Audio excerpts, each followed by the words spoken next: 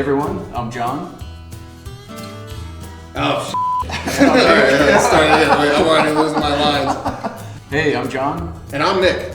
And this is the HonJazzz Rolling Podcast. We recently drove the brand new BMW M5 Touring Edition, and today we're going to give it a full review. So stick around till the end and we'll give it the full fun and function score with the breakdown. Alright, so let's get down into a brief history of the M5. Okay. So like we were talking about earlier, the M5 was, I mean, you know the history better than me. Okay. But really, it started out as part of the M1. Is that what you're saying? So the M1 was BMW's supercar in the late 1970s. Yeah. It was developed in some faction with Lamborghini as the platform, and then they developed an inline six engine for it. It was basically the equivalent of like an Audi R8 kind of level car today. Yeah. So you could kind of make that equivalency. But then the M5 was born where they took that engine from the M1 and stuck it in the 5 Series sedan. And of course, gave it the additional performance enhancing, handling and everything to go with it, and said, hey, we're going to take a sedan and we're going to give it the engine and performance to rival a supercar. And the super sedan or super saloon segment was born from there. That was the E28 M535, which became the E28 M5. Right, and I think what was so special about that car is what they were trying to do was to create a car that could do everything. The sports saloon or the super saloon, like you were saying. Yeah. And I think what's really cool about this M5 Touring is it does take that lineage into account, with the fact that this is a wagon, which is really, I think it's only the special. third M5 Touring they've made, and it's the first M5 Touring that's ever been brought to the States officially. Yeah. So speaking of the M5 Touring, just a little bit of a rundown. So performance-wise, power-wise, we're looking at a twin-turbo V8 engine, which we've seen before, right? That's similar to the last gen? Yeah, the last two gens. Yeah, similar to the last two gens, but this generation they added the electric motors. Yeah. And is that all-wheel drive as well? It's a plug-in hybrid and it's all-wheel drive. Okay. Exactly. And the previous gen was also all-wheel drive, the F90. Yeah. So not new in all-wheel drive, but new with the hybrid in the all-wheel drive. New with system. hybrid all-wheel drive, Yeah. which is interesting. Obviously, this being a wagon, which makes it super special. Awesome. Yeah. Every enthusiast loves that. Yeah, there's been other generations of wagons like you were saying. They did the V10 E6X era. The wagon chassis number escapes me. Sorry, BMW people. And then they did the mid '90s E34 or the wagon version of the E34. Yeah. Sorry, BMW people again. Those are the other two M5 Tourings they've done. Sure. Yeah. So it's not every day that you see the M5 wagon. So like when we saw this at the IMPA event, that it was going to show up and we were going to be able to test it out. I was super excited about that because it's not something that you see every day, and we're hoping to see a return of the sports wagon. I mean, I love that kind of a concept of a car, of something that can do everything from enthusiast activities, back road attack. This car can do 0 to 60 incredibly well. Again, we'll get deeper into that. But, just at a high level, what's special about this car is that it does everything exceedingly well. Yeah. There's nothing that it really, like you can really, it's hard to fault it on a lot of different things. In the context. Leave it at 30. We got plenty of torque. Gets tighter and she stays really well composed. So I guess let's go into it. The complaints about this car, I have to come clean here. I was a card-carrying hater of this car before we drove it. Really? Card-carrying. I was one of the ones calling it a fat pig on the comment section. And how much heavier is it? so it's the wagon is 5,500 pounds or so, which is a lot. The outgoing sedan was like 4,300 pounds. Yeah. So we're talking over 1,000 pounds heavier. Yeah. And even the sedan's like 53 or so 100 pounds. Sure. So it's notably heavier from the hybrid system and the size of the car and everything. It is a much heavier car. And on paper, obviously, most enthusiasts know weight is the enemy of fun. And so when you add like such a huge amount of weight, like half a Miata's worth of weight or more, to a car that was already big and heavy, how could that possibly be more fun, right? And so, everybody's hating on that. A lot of people don't love the looks.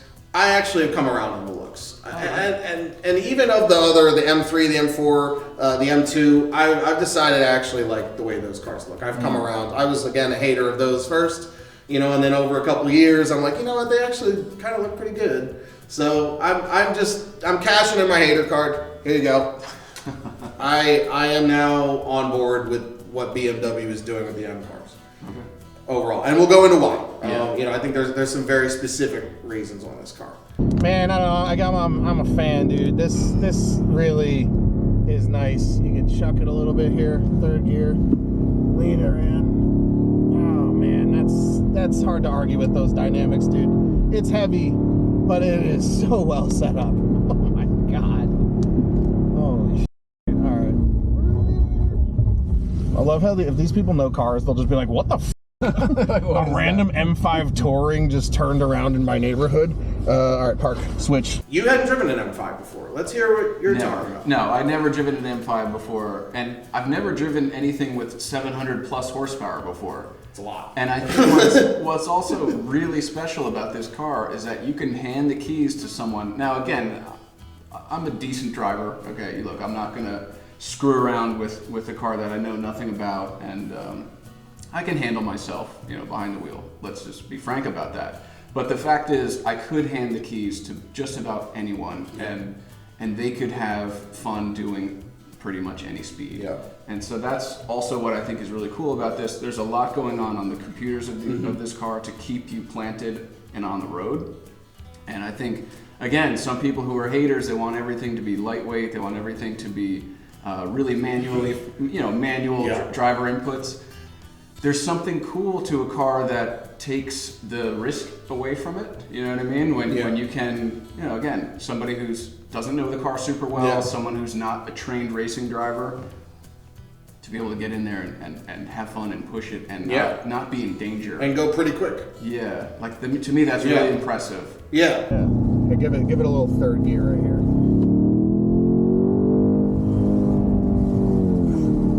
It's pretty wild. 5,500 pounds accelerates like that, dude.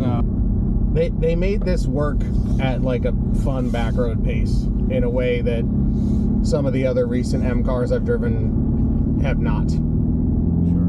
And I think that works really well because for the way people are actually going to drive this car and how fast it is and its capability. Dude, if you're using 100% of this car's ability on the road, like Jesus, you're going to be going so crazy.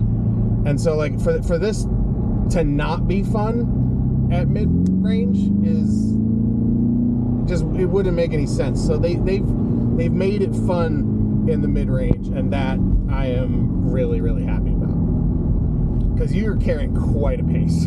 Holy shit. Here, put it in manual. You just click it. Just click it down. There you go. You're in manual. There you go. No, third and fourth is really where the fun's at. There goes. Yeah, second gear should give you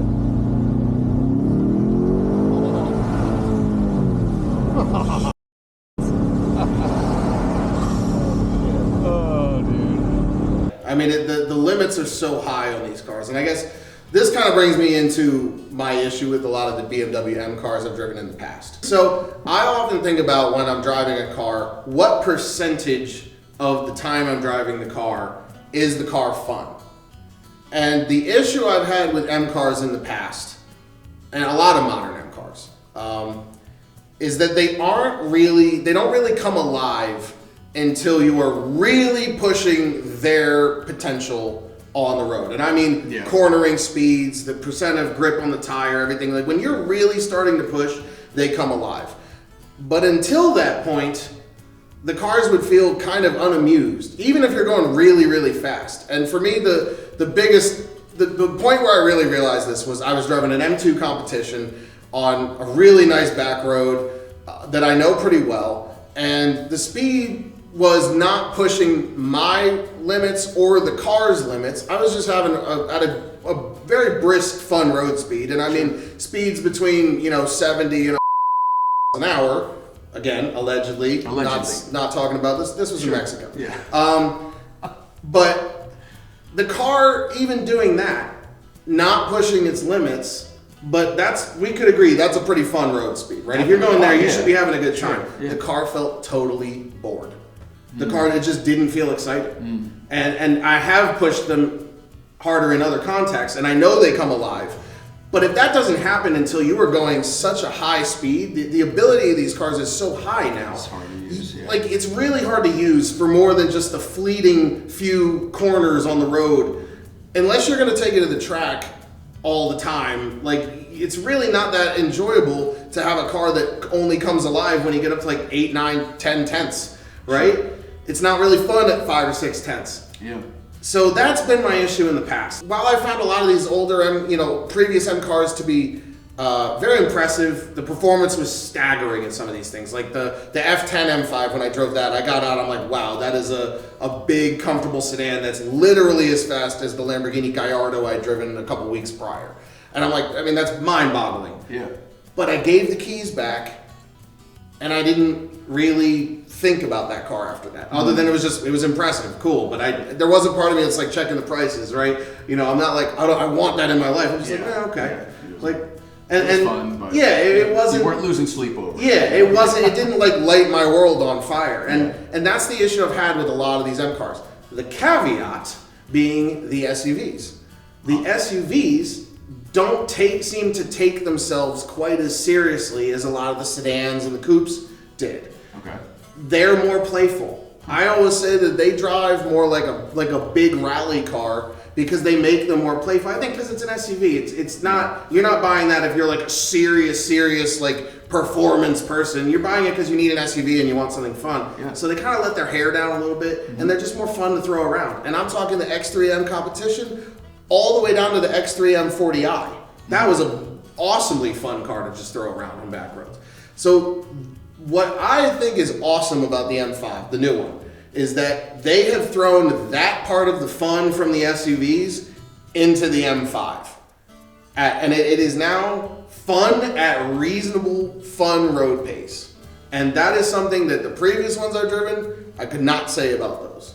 Interesting. It does not feel bored. It feels energetic. It feels lively. Everything's real crisp. I think the hybrid system helps it out because it makes you don't have to wait at all for the turbos to spool up. Right. It really just is instant, and it makes it feel energetic. Mm-hmm. And the steering, the chassis feels energetic. And what's wild is they've made this car that's over 1,000 pounds heavier feel more energetic than past ones. The capabilities of this car are somehow they're making 5,500 pounds of work.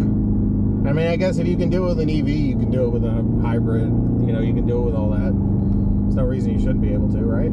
I bet on a track you definitely would feel the weight. And I mean, you feel it a bit on the road, but it stays composed.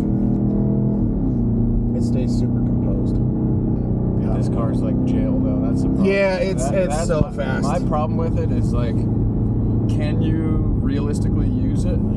Let's put it this way, you can use it more than I thought you would be because the gear ratios, right? Okay. It has pretty tight gearing. Yeah. And because of that, you can actually deploy, 700 horsepower. And if you're in third, you're not going to go over like 80, 85. Sure. And also, the car this big just makes highway speed feel like nothing too. That's the thing. You're all of a sudden you're like, oh, I'm not going that fast. You're doing like 60 through these corners. And effortlessly, without even trying. Now the caveat is I have not driven the LCI M5 CS. That is one hole here. I can't speak to how that car drives. I'm comparing it to the F90 competition I've driven and the F10 competition. Still a good comparison. Yeah. Reasonable enough comparisons. So again, the M5 CS, I haven't driven it, so can't really comment on that. But compared to the other ones, I mean, this thing is night and day in how much fun it is just at a moderate road pace, a fun, reasonable road pace, throwing it around. And again, I guess it also needs to be said, we were in the sport setting in the M Dynamic. So in the rain. So that's the other thing we didn't talk about. The same day that people were getting flooded in like Maryland and stuff, we were driving these cars. So this is at a pretty decent pace. Yeah. And that's one of the craziest things is this car was capable of going a fun, spirited road pace, and I would say deploying 717 horsepower in the wet, right, on a mountain road with somewhat sketchy road surfaces in certain areas. Yeah. I mean, this was not a perfect surface. This was not like a closed track, really. Like it was mountain roads, and I mean this thing was unbelievable how it was able to deploy that performance and how much fun we were able to have with it. And we're not, we weren't pushing the limits of grip. We're not sliding it. Like, it was just a fun road pace. right. And to me, it to the point where I would say it even feels like a big hot hatch, like a big Golf R. That sort of an experience at a fun road pace is what it kind of feels like. The car really shrinks around you. You don't really feel the weight at pace. You feel the weight when you're braking for a really tight hairpin corner or on the slalom we did. Yeah. That's where you feel the weight. Feel it a little bit Yeah. there. When you're slowing that much tight mass down to a low speed from a high speed, you're definitely going to feel the weight. On like medium and even pretty tight corners at a good pace, the car feels lively and energetic. It really feels like a 700 horsepower Golf R that's just a bigger size. That's what I would equate it to. And that's the highest praise I can give it. This is a big station wagon we're talking about here, guys. It shouldn't be playful like that, and it was. Physics are physics, but really what they've figured out with the computer system in the car is unbelievable. And on the point of the electric motors, so some cars they've gone with making the electric motors really a part of the experience. For this car, I just felt like they were there to aid you. It wasn't necessarily there to be a part of the experience. Like the E-Ray, for example, you get piped in electric motor sound. I don't remember that happening. It was really you just really heard the engine, and if someone didn't tell you that there were electric motors there, you might not know. Yeah, it just feels like a really responsive engine that hits really hard with torque. Exactly. It's really just torque fill while the turbos are spooling up. Yeah, so the way that they figured that out is, if you don't want to hear that electric sound, if you just want to kind of keep it more... Yeah, it's not making a big deal out of being a hybrid.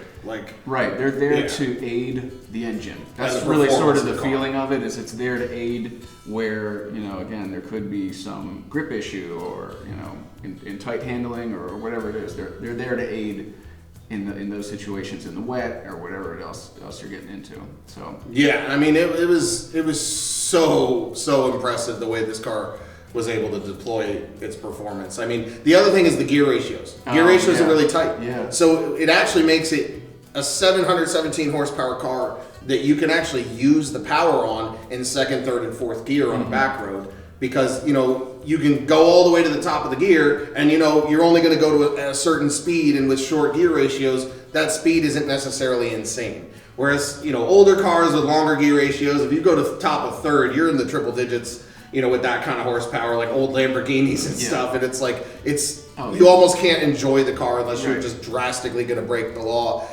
With tighter gearing in this car, I mean, I felt it was a pretty usable 700 horsepower. Again, they're really thinking about the customer use case, which is someone who wants to use this car on the road, have some fun, and they give you all those gear changes down low, which I thought was great. And I'm sure, we weren't on long highway stretches, but I'm sure if you were, I'm assuming you could get up there. It's a German car. Oh yeah. I mean, it goes 190 some miles an hour. I'm sure you could go really fast with it too. Yeah. It's not like you're going to run out of gear. No. And it's not news that an M5 is a great high-speed highway car, right? Like, Of course, you'd expect that. Yeah, that's normal. My big thing was exactly what we did with it. Is this car fun to throw around on a curvy mountain road at a medium pace? Right. And then the other time was when I dropped you off to get the shots. I was able to take that one stretch we were doing a bunch of times, so I kind of knew it pretty well. Yeah. And I was able to push, I would say, at least another level harder than I had been earlier, and really start to kind of see. I wasn't hitting the limit of grip or anything like that, but I was pushing the car harder than I had been, and man, it has another level where the car just seems to connect directly with your brainstem, and it was to the point where you just you're in total sync with the car, and you're basically just thinking your way through corners. It almost like the car disappears. Yeah. And I've gotten that in some of my favorite cars that I've ever driven, and we're talking like Porsches, Ferraris, even something like a Fiat Abarth I've had that happen in. It's just the car, when it connects so directly with you that it almost just disappears and you feel like you're just thinking your way down the road through the corners. Sure. And this big 5,500 pound M5 did that.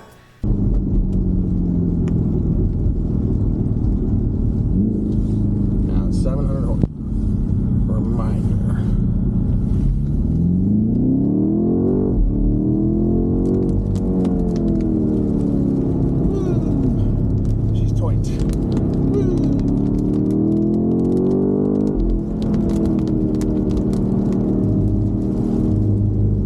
Steering's like hyper direct. Like you really have that almost thinking your way through the corners type of feeling. And I mean, I can't give higher praise. That's awesome. It's really awesome that, you know, it's fun and playful at, you know, a medium pace, and then when you push in a little harder, it really just hones in and connects directly with you and lets you know exactly what it's doing. So, you know, what I think will be really fun in the future, and if BMW, if you're watching, we'd love to take this on a track. Because I think you'd experience that way more on a track. Yeah, and so be able to push harder and it's, because I will say, on a back road, you know, the numbers get a little scary real quick. I mean, 700 horsepower is 700 horsepower, and you know, you can deploy it, and it will deploy it, but that also means that those numbers get pretty scary pretty quick.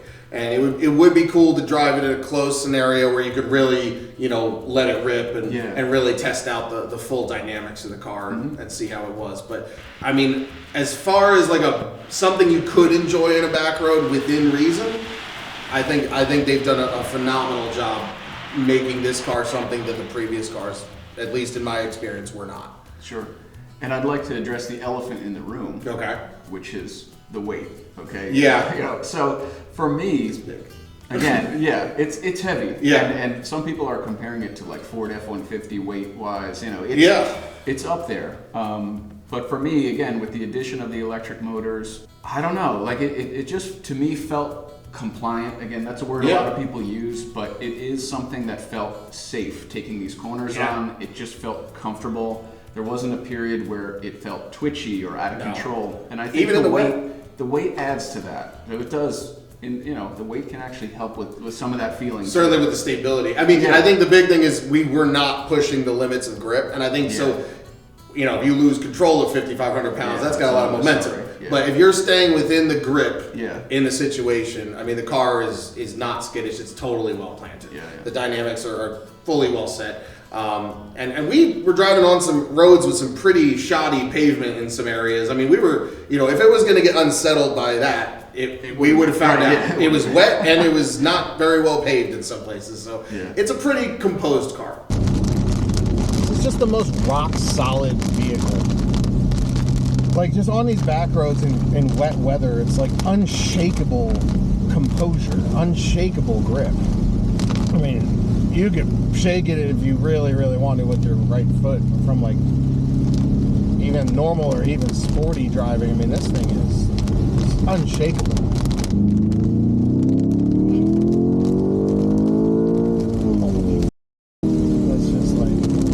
It just gets up there so fast. That much traction, low gear traction in the wet like that, Jesus. What a machine. Oh my God. I mean, I get it now. I do get this car. It's really, really good. This is really, really good. Like, you can't look at it. So many people look at this as like an M3, but bigger. This isn't that. This is a big GT car. It's that. And when you look at it, this is a GT, a sport-capable GT car. Whoa, man! I mean, what a thing, dude. I mean, you could blast this across the whole country, and it would be incredible, unbelievable. When you look at the use case of an M5, the other thing I think a lot of these people, it's like, oh, it's 5,500 pounds. It is adding weight to a big, let's be honest, it's a big sort of GT car, wagon. This isn't a track car. No. It's not trying to be a track car. Right. This is a GT sort of car, you know, and a family car, right? And that's what's so cool about it. The use case isn't necessarily track days. This is a car that you could go on like a road trip, and then if there happens to be a track event you could take it for a few laps and have a great time with it, and then continue on your road trip. Head right to Costco afterwards. Yeah, right? Exactly. Get a fresh set of tires. You know, This is what it's really meant for. Yeah. 5 below. And yeah, exactly. Yeah, exactly. That's where most of these people be. Yeah. Again, there's no getting around physics, right? Sure. It's gonna eat brakes. It's gonna eat Oh, tires. the tires are going to be expensive. There's no getting around physics. Oh yeah. It's not an ideal track car, but it is happy to do that sort of thing. Happy enough to do it if you want it to occasionally, if it's part of your road trip. But mainly, I think the big thing is you're way more likely to find like a nice mountain road if you're off on a trip with it, and you can enjoy like the tail of the dragon or something like that. That would be something I'd love to do with this car. Yeah. You go do the whole thing, you get all your practical stuff, and then, leave that stuff at home, go rip the tail of the dragon, and then go back to like Dollywood, So would that be your dream M5 road trip? If you could take this car anywhere, where would it be? That would be a really good one. I mean, yeah, like me and my wife, we would go to Dollywood a fair amount, and we love that whole Pigeon Forge area. Like, Yeah, you got to use cruise control there. Oh yeah, no, you really have to, and especially it's something like an M5 that can go, way fast without you realizing it. In Virginia, you better be, right at the limit of where traffic is legal. You need to put your cruise control there and leave it, and enjoy the massaging seats.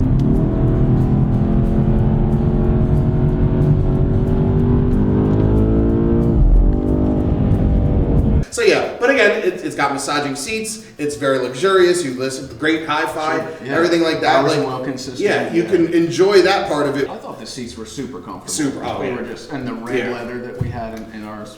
Insane. Let's talk about the spec. So the way the car looks is interesting. It kind of has a wide body thing going on, A little bit, but it's still to the point like most other M5s where if you're not a car person, you're not really going to notice it. It just isn't. It isn't like some super exotic shape. I would agree with that. The wagon maybe is a little more noticeable because there aren't as many wagons these days. So that and with like aggressive styling, aggressive stance, somebody you might get a little bit more noticed by that. Certainly by car people. People are gonna be like, "Yo, the wagon!" People will love that. But it's not the most like head-turning car.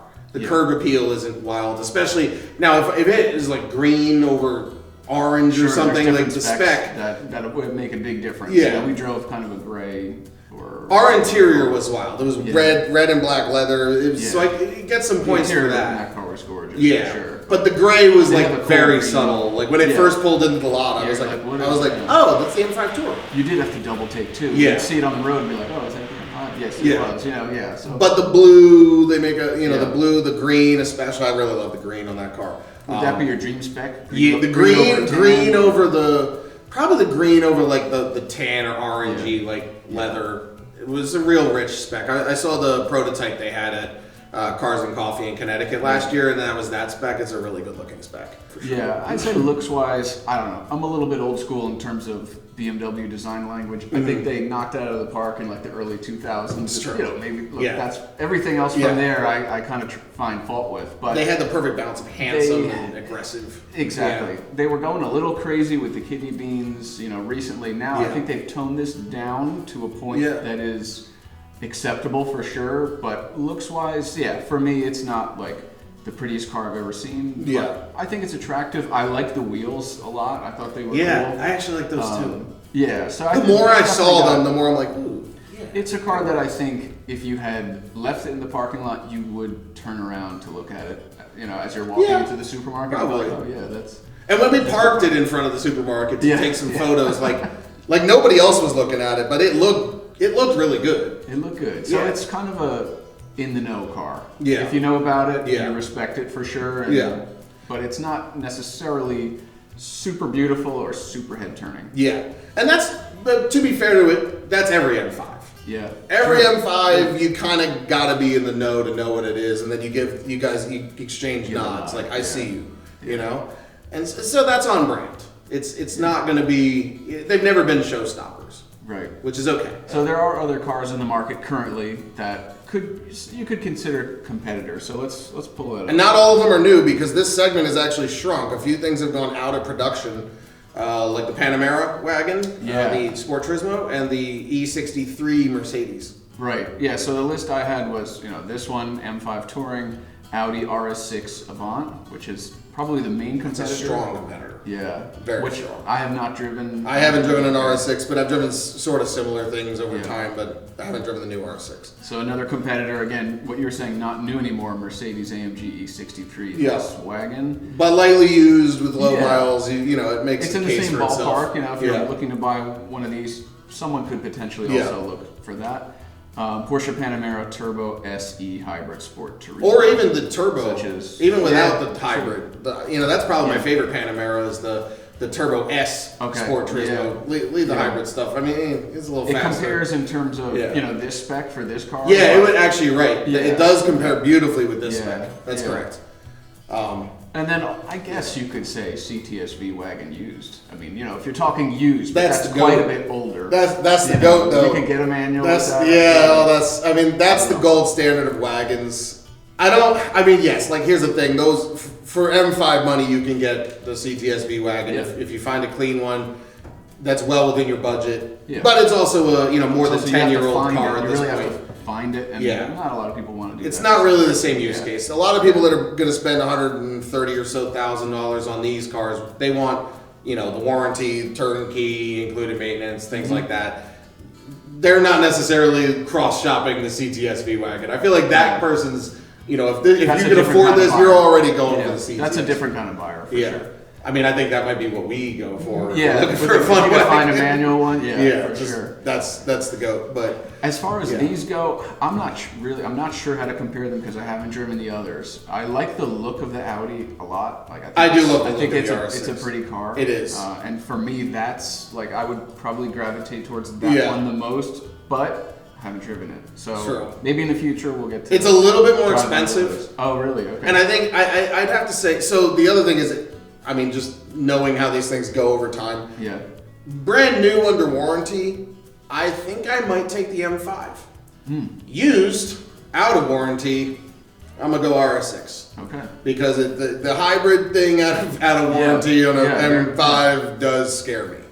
But that's not the reality right now for people who are looking at it. And again, if you're buying it and you're under warranty, I think it's a pretty phenomenal car. And let's put it this way: I think from a just a general advice scenario, I don't think you can go wrong between the M5 or the RS6. Definitely not. I think they're both stellar cars. I think the M5 has absolutely proved itself. And I haven't driven the RS6 to compare how fun it is on like backroads or whatever the way I would use it.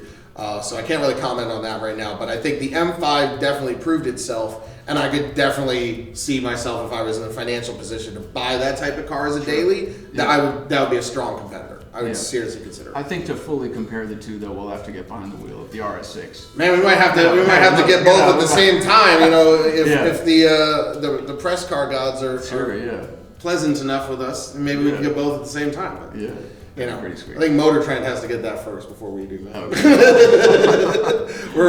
Jump them in line. We're a little bit further back in line than they are, but that's okay. We're working at it. All right, so what would you change about this, if anything? If you were in charge at BMW, is there anything you would change about this? I mean, I guess I have the canned answer of, like, while they get around, they engineered their way around the weight. Yeah. But man, like, I'd just rather not have that weight. I mean, because look at it this way. If they had adjusted these dynamics and given us a wagon and it was a little heavier than the last one, if it was 4,500 pounds, right? And I think that's being generous. Would it be better? Yeah. Is it bad where it's at? No, they've engineered it. They've done a spectacular job engineering it. But, I mean, I guess if I could change anything about it, it would have to be make it more the weight of the F90. Yeah. Or closer to that. Yeah. And I would echo that. I think it's pretty much a perfect car for what it is. And again, I'm not a car engineer or designer or anything like that, but that's the only thing that you'd want to see improved in a future generation. Yeah. But if they can start to wrangle the technology and wrangle the weight back down. Yeah. Right? But I mean, batteries, obviously, I understand the practical necessities and why it's this heavy. And the truth is, in a big GT car, is it the end of the world that it's 5,500 pounds? No. For most of the car's purpose, it actually, in some ways, makes it like a more stable cruiser or whatever. Fine. And is it that much different than like a big, an X6M? A big SUV, similar kind of weight? They've tackled that. So, I mean, it's basically the same as that, just lower down. It's not the worst thing in the world. It's not as bad as everything people are making it to be in the comment sections on Reddit and stuff. But you know, if we could just and lose 1,000 pounds, I definitely would. Yeah. But that's probably the only thing. The execution otherwise was really, really stellar. So speaking of this versus an SUV, does the mark of, you know, bringing this car, which was normally like European market only, bringing this car into America, does that mean wagons are back? I think the younger generations don't have the same stigma with wagons that our parents did, because when they were growing up, mom and dad drove a station wagon and that was lame. Yeah, it was like a minivan or whatever. Yeah. Whereas like our parents drove minivans, right? And that's lame. Sorry guys, I have friends that just bought minivans. Love you guys. I like them. I love you guys. No, to be fair, right? Like minivans work. They're great. Yeah. And for the solution, you should just buy one. Right. It's always sad to see someone like sell their fun car and get a minivan, but like if you can avoid that and have like a Miata and a minivan, you're fine. I would happily drive a minivan as a daily if I had some fun thing on the side. Not a problem. But so that being said, is the wagon back? I think it is. I think it is. I think people are going to have to answer, right? Audi, they started it off with the RS6. And BMW has answered. Let's see what Benz does. Let's see if Cadillac comes back. Yeah. You know, I mean, there's obviously an enthusiast market for the CTSV wagon. You said it yourself. It was like the granddaddy of all. At the time, they didn't buy them. And it still is in your mind, right? You know, so it's like, okay, what are they going to do? And I'm excited for that. So the other thing is, I think when you're just driving around, we live in an area where there's pretty nice cars. Yeah. Think of how many RS6s you see versus RS7s. I see way more RS6s. Yeah. The wagon just seems to have that appeal for the younger generations that don't have that stigma. Like I like the sedan's not bad, but I mean, just as an enthusiast, I would want to go and pay a little bit more and go out of my way to get the wagon. Yeah. Just so, like, the cool points if you're a car enthusiast is off the charts. They just make sense. A lot of people, you know, they had shifted to SUVs because they wanted the all-wheel drive, they wanted the ground clearance, but the truth is, most people don't use that ground clearance almost ever, right? People just like sitting high. Yeah. So you know, if you're an enthusiast, you do want something that has that, you know, both sides of great handling of a car, but a little bit extra room for whatever you want to do, camping, or, you know, it's still good for all that stuff. It doesn't really lose that appeal, other than if you're doing like hardcore off-roading, which you would not pick this or the X3M. None of these X3M. None of this does hardcore. Good for any of that. So you know, if you want hardcore off-roading, you're getting like a G63 or which is also more expensive. But none of these performance. If you want hardcore off-roading, to me, buy like a old Toyota. You know what I mean? Like a Land Cruiser. It's gonna beat the heck out of it. Yeah, you know what I mean? So for sure. Yeah. Or a Range Rover. Right. That's luxury, fast, and heavy off-roading. Yeah. X5M, dude, like, I mean, maybe some light off-roading here. But I remember Top Gear when the X6M first came out, they tried to drive up like a hill, and it was just going backwards. And it's like, it's really not set up for that. It doesn't have the wheels or tires for it. It's just not. To me, it's not really what it's for. And so when you look at it like that, like, okay, this is not an off-roader, but I want the space, the wagon starts to make all the sense in the world. Huge sense. Yeah. And I'm thinking like that much weight higher up, not great from a handling perspective. No. I mean, again, they wrangled it in those cars. They do it, but I probably wouldn't feel as comfortable having that weight higher up. Right. Having it lower down is makes it a little bit more. It's just a better setup. Again, physics, right? Yeah. We're just talking about physics. Lower it down. Yeah. So I think the wagons are great. I think they're making a comeback. Yeah. I hope so, for sure. And I'd love to see what other OEMs do to answer that. Absolutely. To me, what's special about this car is it's a one-car solution for hardcore enthusiasts, as well as families, as well as people who need to haul, you know, groceries, snow, rain, dry roads, back roads, highway cruising.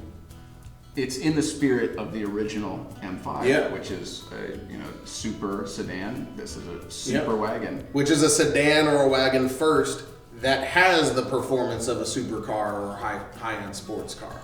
That was kind of the whole point of the original M5. So do you think we should give it our full fun and function review? Let's give it the fun and function review.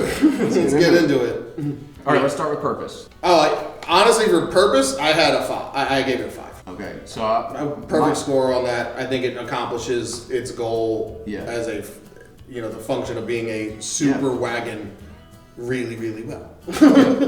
So I agreed with you there. I gave it a 5 out of 5. It's absolutely a multi-purpose vehicle, like we were discussing. Slight minus in the future, but I couldn't give it less of a point, and that is because it is incredibly complex. There will be likely, again, I can't say this because it hasn't been out that long, but it's likely that there will be increased maintenance with everything going on. It is a complex car. It will likely chew through tires and brakes.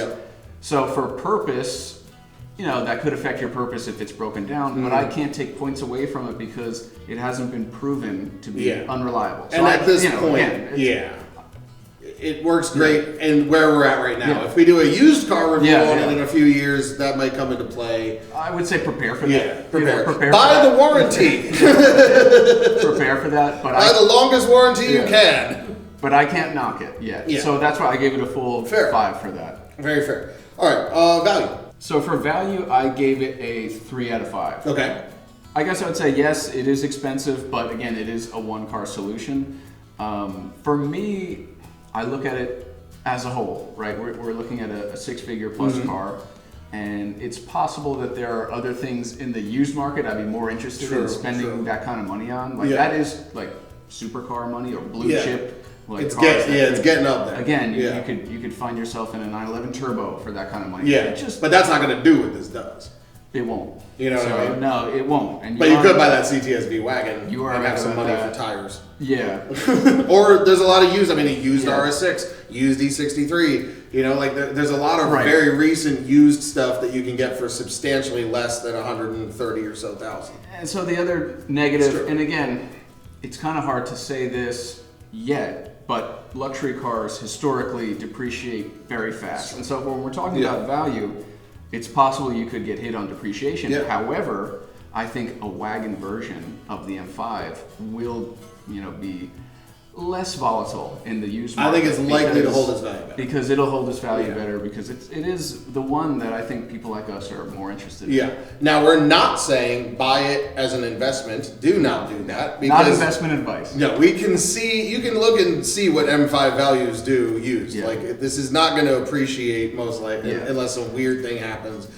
But I think I think in the future, 5 or 6 years from now, the Tourings are going to be worth more than the sedans. I think so, for sure. I think so. Yeah, I think so, for sure. So that's why I gave it a 3 out of 5. There's other things that maybe I'd personally be more excited about. It is that great one-car solution. Depreciation, maybe. Likely. I gave it a 4, actually, as value. And again, for me, a 5 has to be, it's either going to appreciate or not lose value, or it's got to hold value really well. Maybe not depreciate, but like a Land Cruiser, right? It's going to depreciate, but at a really slow rate. Or it's got to be something that's priced super aggressively for what it is. And it's none of those things, so it's not going to get a 5. But I do think, I was surprised. I thought when we first drove it, I thought this was a $150,000 or so car. Its price range is between like $121,000 and like $140,000. And it's cheaper than the RS6. And at every equivalent level, it's cheaper than the RS6. And I just think it's a whole lot of car for that money. And when you compare it to, especially you start getting into Porsche Panameras and stuff like that. I mean, it is 130K or so, gets you a decent one, and that is a pretty good value. So I think in this segment for this type of buyer, it really does hold its own. I think that the one interesting conflict is going to be the Mercedes E53 that's coming out. They're bringing out the estate version of that, and that's going to have a starting price around like 90-some thousand, and goes up, and it basically loaded with options is like the lower end of this price range. Again, it's a little bit less power. It's like 100 less horsepower. But I guess the question is, if you're buying a fast wagon for fast wagon things, does the extra 100 horsepower really matter that much if it means saving $20,000? Or is it, or do you want that M5? And, a lot of enthusiasts want that M5. Well, you don't want one of those too. Yeah, exactly. And the M5 is the M5, right? It is the gold standard. It's the car that created this whole segment. And it is the one to have in many regards. So I think given that distinction, I gave it the 4. I think, again, we're trying to come to exactly.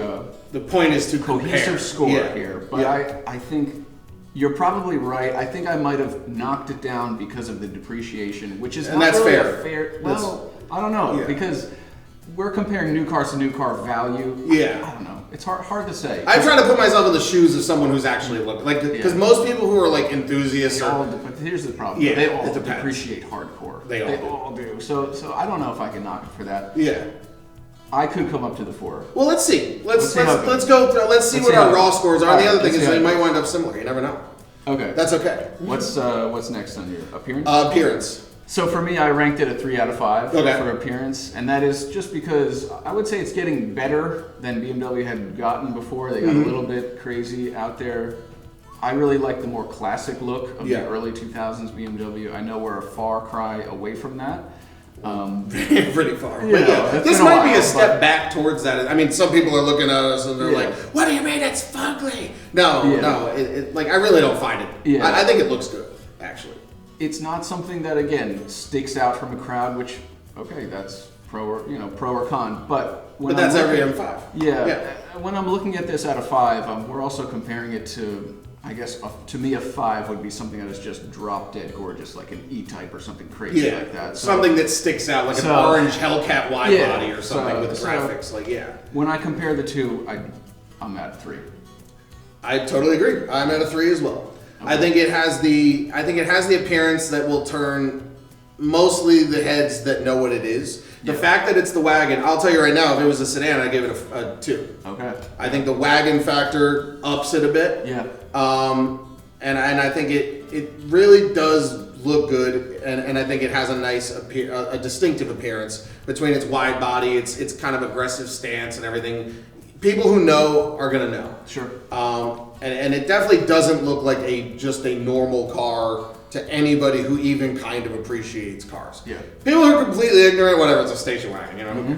But like, if you even kind of look, like you'll be like, it is the M5, right? And so you'll have a little bit of visual distinction. But I don't think most people are going to be like stopping you on the street and be like, oh, man, that's a beautiful car, like, you're not going to have that necessarily. But the people who know will be like, oh, M5 Touring, good. Yeah. It definitely gets a nod and a thumbs up from enthusiasts, absolutely. but it wouldn't be considered universally beautiful. Yeah, for sure. Cool. What do you got? Sound? Let's see what we hear for real that isn't through the speakers. A lot of turbo noise. Good amount of turbo noise. A lot of turbo.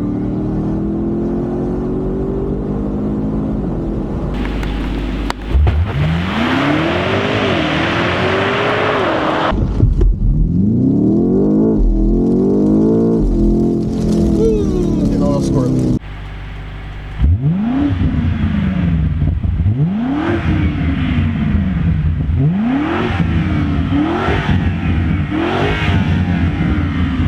I ranked it at a 4 out of 5. Okay. I guess, I love the sound of V8s. This car could be a little louder. Again, it's sometimes you look at a car for what it is, and sometimes you look at a car for what it could be. Okay, which is kind of a classic phrase of yours. But I think this could possibly get to a level 5. With the right exhaust, with the right aftermarket stuff. I think it could be kind of quiet as is. The other thing that I guess I kind of knocked a point off for was that the engine itself, we've seen it in other places, so it's not variations, like super special. Whereas something weird like a Alfa Romeo GT-V6 is like really weird and special, and that's where that would get a 5 out of 5 in terms of sound. So what do you think about it? I gave it a 3. Okay. And I gave it a 3 because, one, a lot of the sound in the cabin is coming through the speakers, and BMW is famous for augmenting the sound of their car. Yeah. The F10 M5 that I drove, one of the first ones that I drove, was it had like almost a V10 soundtrack coming through, and you're like, wow, what is this? And then you heard it from the outside, and you're like, oh. They've gotten better about it. It's still a V. It's a more accurate sound coming through the speakers, and it might even be a real sound that they've amplified, piped in through the speakers.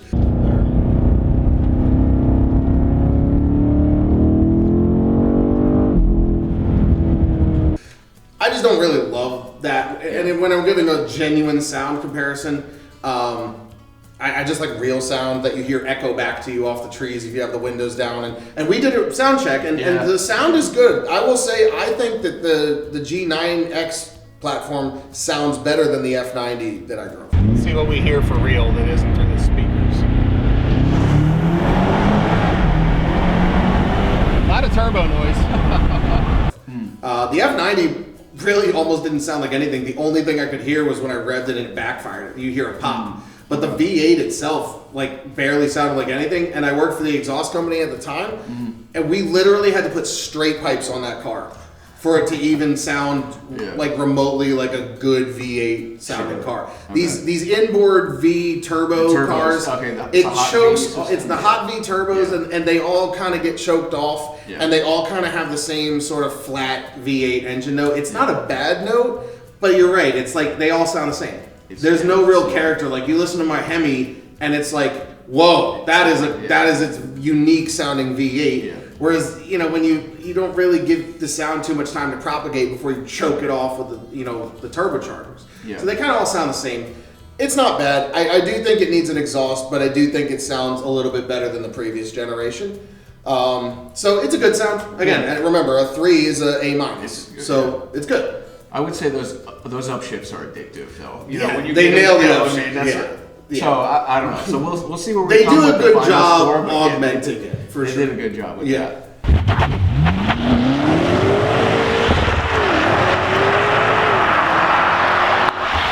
All right, so driver engagement. Yep, that's next, and that's the final of the core 5. We'll see how the biggest car, this big ass car, handles the slalom, dude.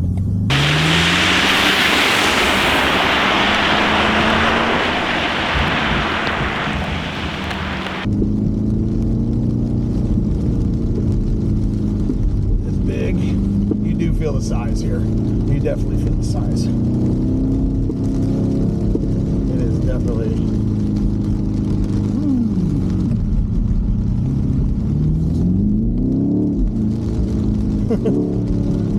You feel the size of the slalom. It's a big girl. She's a big girl. But it takes tight turns like this. All right, so driver engagement, I gave it a 5. Okay. Because I just think there's anything you could do with it, and it just does it. It's extremely compliant. Yeah, so I think you can just hand the keys to anyone and have a great time with it, which I thought was really special about it. Yeah.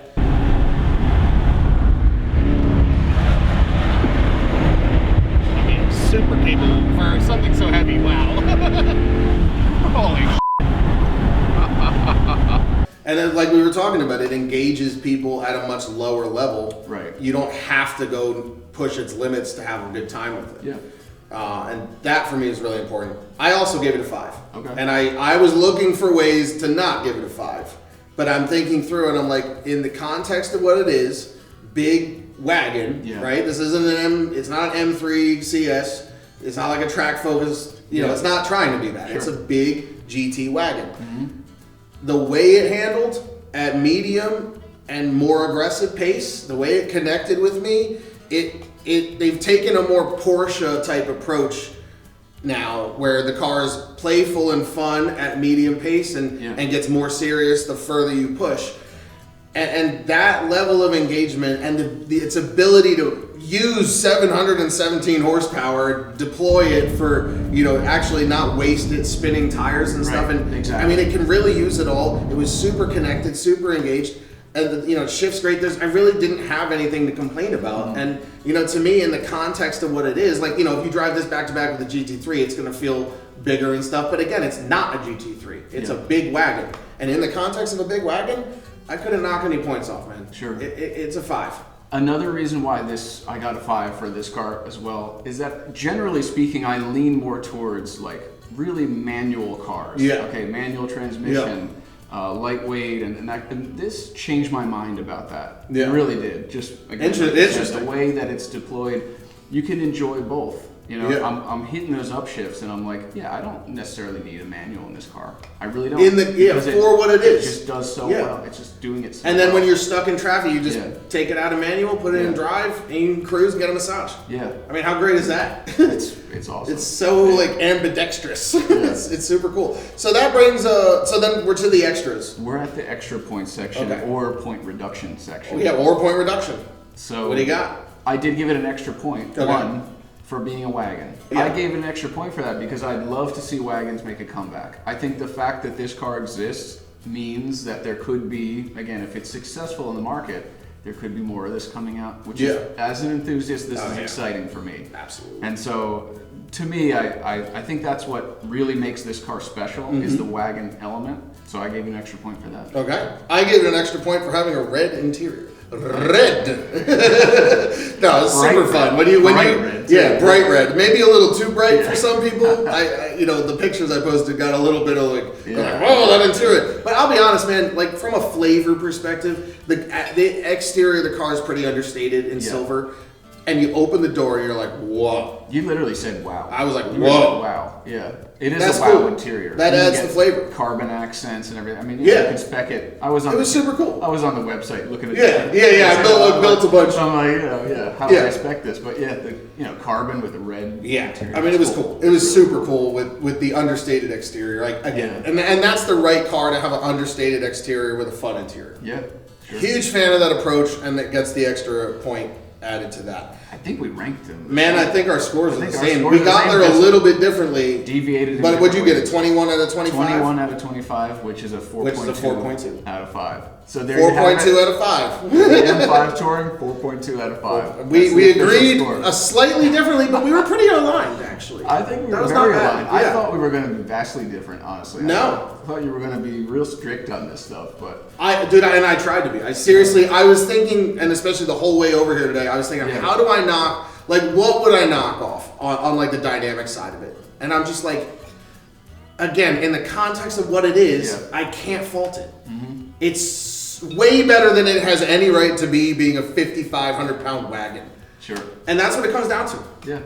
We had a great time throwing it around in a monsoon in the mountains. It truly is a special car, and I've been thinking about it ever since, which is the mark of a like the first time I drove a Miata, I'm thinking about it. The first time I drove this, I was really thinking about it. And we're going to go through all the other cars that we drove that day as well. To me, this is one of my favorites, but there could be another one that we talk about in another episode that could knock it off. Some good ones. So far, this one is really special, but there's some good ones coming up. I will say that at this point, this is my favorite modern BMW I've ever driven. Wow, that's a big, and by modern I mean like really like mid 2000s up. Wow. My favorite modern BMW I've ever driven. That's huge. That's honestly huge. It's huge like the car, right? It's 5,500 pounds. Who would have thought? But really, the way their engineers executed this, the way they finally tuned some good old fashioned hair down fun. The car doesn't take itself too seriously anymore. It's willing to play, and that is just huge for me. And the fact that we got the wagon, baby. I mean, that's what we're talking about. Definitely. What's kind of funny about it, this is actually kind of funny, I just noticed this. I'm looking for the HVAC control because I want to have like air blowing. Oh yeah, it's like not. But what I did find is I could turn your traction control off. Oh, that's a joke. Please don't. Please don't. That's the only thing keeping us on the road right now. It's like you're the passenger and you're just like screwing around here. You can accidentally. It's like an angry couple arguing. You know what? I'm gonna kill us both.